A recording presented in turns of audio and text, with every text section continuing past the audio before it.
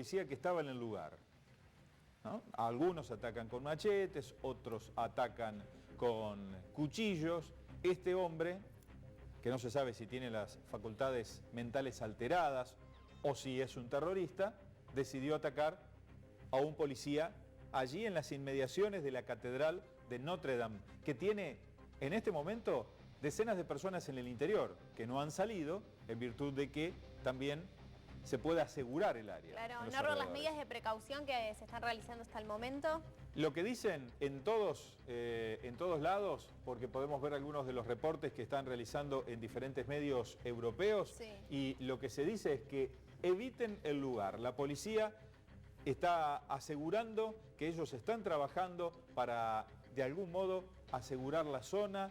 Vallaron, digamos, pusieron las cintas en los alrededores para ver si hay un cómplice, si hay otra persona que pueda llegar a ser partícipe de lo que parece un ataque en solitario, pero que nunca se sabe, ¿no? Habida cuenta de lo que ha pasado en Londres. ¿Cómo se puede vivir en paz con estos atentados tan seguidos y con esta locura, ¿no?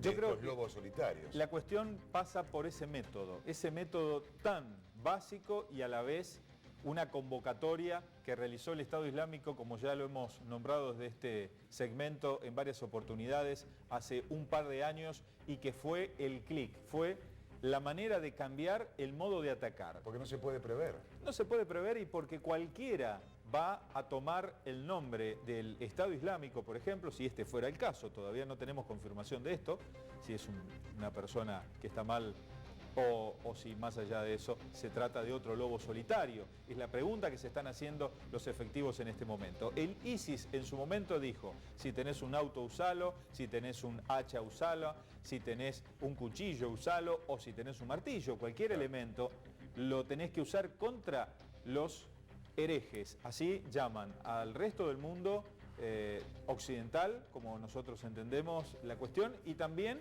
a los chiitas, porque el ISIS es sunita, y de ahí también vamos a ver parte de lo que va a ser el desarrollo de este programa, donde vamos a hablar también de lo que ha pasado con los árabes y Qatar, por ejemplo, que tiene mucho que ver con todo esto. Ahora es impresionante ver el operativo que monta enseguida que sucede un hecho de esta naturaleza la policía, porque es como vivir en alerta máxima siempre. Cambiaron el método. Viste que hace un tiempo decíamos que la policía de la provincia de Buenos Aires, y vuelvo a nuestro país, estaba usando el método de Francia y también el método de Israel respecto de cómo desplegar a la policía.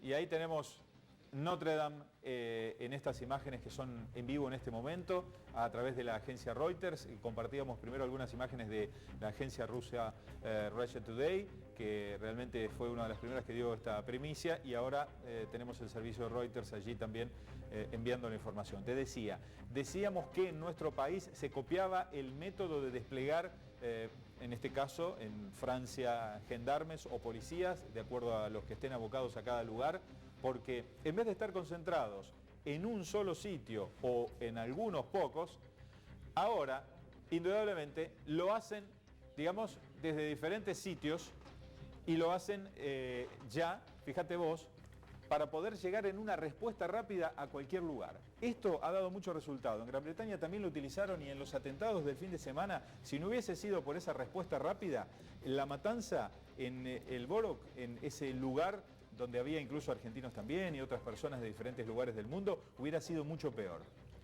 Acá quizás la neutralización llegó en el momento adecuado.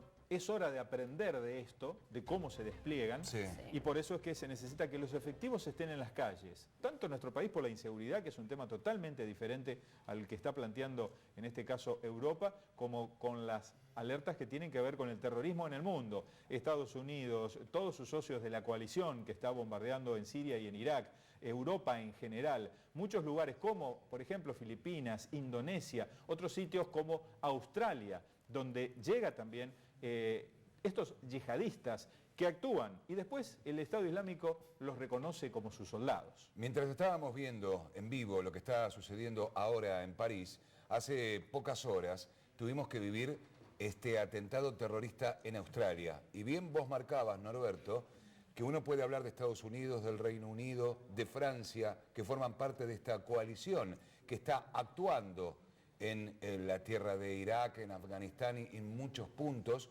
como países que pueden tener estas represalias, pero uno jamás podía pensar que a lo mejor en Australia y en Melbourne también podía estar sucediendo exactamente lo mismo. Y es precisamente esa difusión a la que hacemos referencia. ¿Cuál es la vía? ¿Qué dijo Theresa May ayer? El segundo punto de Theresa May, más allá de que el primero tenía que ver con tratar de que no se difunda no el Islam, sino el yihadismo, sino el extremismo islámico. El segundo punto tenía que ver con Internet. ¿Y por qué lo dice? Porque a través de Internet es lo que se esparce. Se esparce la hierba buena y también la hierba mala. Lamentablemente, es un método, un modo en el que el que quiere aprender cosas buenas las aprende, pero el que quiere aprender cosas malas también las aprende. Y en Australia hubo hechos de radicalización y yo recuerdo que cubrimos en un principio el primer hecho en el que fuera del califato, de la zona de Irak y de Siria, se producía un atentado y había sido perpetrado, digamos, contra ciudadanos australianos, y eran propios australianos los que habían estado buscando a algunas de las personas que iban a perpetrar esos hechos.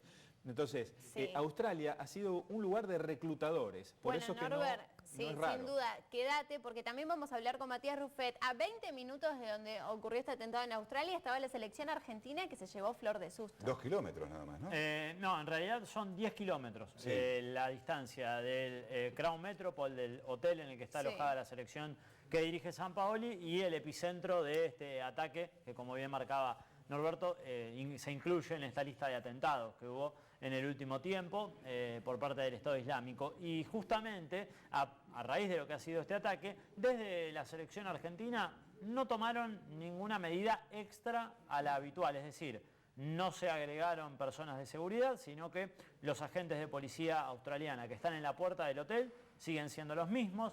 El entrenamiento se sigue haciendo bajo el mismo orden que se había dispuesto previamente a este ataque. Así que desde lo que atañe a la seguridad de la selección argentina, por el momento no hay agentes extras abocados a la selección que dirige Sampaoli. Ahora, uno está entrenando de lo que sabe, de jugar al fútbol. Muchos de estos jugadores viven en Europa, es cierto, pero no han tenido tal vez de cerca estos atentados terroristas en los propios países donde disputan. ¿Cómo se vive un entrenamiento sabiendo que pasa esto? ¿De alguna manera maneja la cabeza de un jugador? Ángel Di María es uno de los que fue en su momento afectado, ya como jugador de Paris Saint-Germain, en aquel ataque recordado en el Bataclan, en Francia, en París. Pero puntualmente lo que atañe al partido, no creo que impacte mucho porque los jugadores en sí, Charlie, están o entrenándose en un campo cercano al hotel en el que se hospedan y después pasan el tiempo justamente en sus habitaciones, en la concentración. ¿En este hotel, Mati, van a estar hasta qué día? Van a estar hasta después del partido contra Brasil, que va a ser el viernes a las 7:05 de la mañana, hora de nuestro país. Una vez que concluya el encuentro, vuelven al hotel y luego tienen pautado volar a Singapur, donde van a jugar el 13 de junio, el segundo encuentro de esta gira por fecha FIFA. Y a esto se le agrega lo que pasa en el mundo árabe y fundamentalmente en Qatar, porque Qatar prácticamente los países árabes los han aislado porque dicen y los indican como que son los que financian todo el armamento y el poderío de fuego que tiene ISIS. Y de pronto allí se ve el doble estándar de muchos de estos países, ¿no? Recién hacías referencia, como una persona sola podía, no sé, mira, fíjate, contrató a una mujer, a una prostituta, se fue a un hotel, mató a una persona, no le hicieron falta armas, pero cuando hablamos del ISIS y de las armas que se usan en el califato, pues son casos diferentes, ¿no? O sea, por un lado tenés los lobos solitarios y los que actúan como decíamos, y por otro lado vos me decís, bueno, ¿qué tiene que ver con el ISIS Qatar? ¿Qué tiene que ver con el resto de los países árabes? Bueno, con las armas que se usaron en Siria y en Irak, con eso directamente. Y hay un doble estándar en ese sentido, pero y allí ya se nos mezcla un poco más toda la política internacional, toda junta, con una sola palabra y un solo señor, el señor presidente de Estados Unidos, que fue el que se acercó a los Emiratos Árabes, que se acercó a todos los que banearon, como normalmente se suele decir, que no es nada más ni nada menos que un bloqueo hacia Qatar, y de allí se dio una información. En principio dicen que era falsa. Decían que uno de los jeques había afirmado que debían mejorar las relaciones con Irán y con Israel, algo impensado en el resto de los otros 8 países, ¿no? Claro. Era una noticia falsa, supuestamente. Entonces, de ahí sale toda una situación de malestar entre ellos mismos. Va Donald Trump y plantea, acá el único culpable de llevar armas a través del dinero que le dan al Estado Islámico, a Al-Qaeda también y a Hezbollah y a los Houthis, que son otros de los, digamos, grupos armados de la zona, nada más ni nada menos que Qatar. Y después le vamos a agregar un dato más. Mirá, Qatar pagó $1.000 millones. ¿Y cuál es la mejor manera de lavar eso en el concepto? De decir cómo fue. Bueno, dicen que 26 miembros de la familia real fue tomada cuando estaban haciendo cetrería, que estaban allí practicando ese deporte, digamos, de esa manera, y como los querían rescatar, pagaron $1.000 millones. Bueno, ¿peligra el Mundial, Mati, con esto? Porque Más en el tarde 2022 en vamos a Qatar ver- se tiene que llevar a cabo el Mundial. Claro, más tarde vamos a ver más detalles de esta historia que, producto de lo que contaba Norberto Ortiz, puede decantar en que la FIFA le quite el Mundial 2022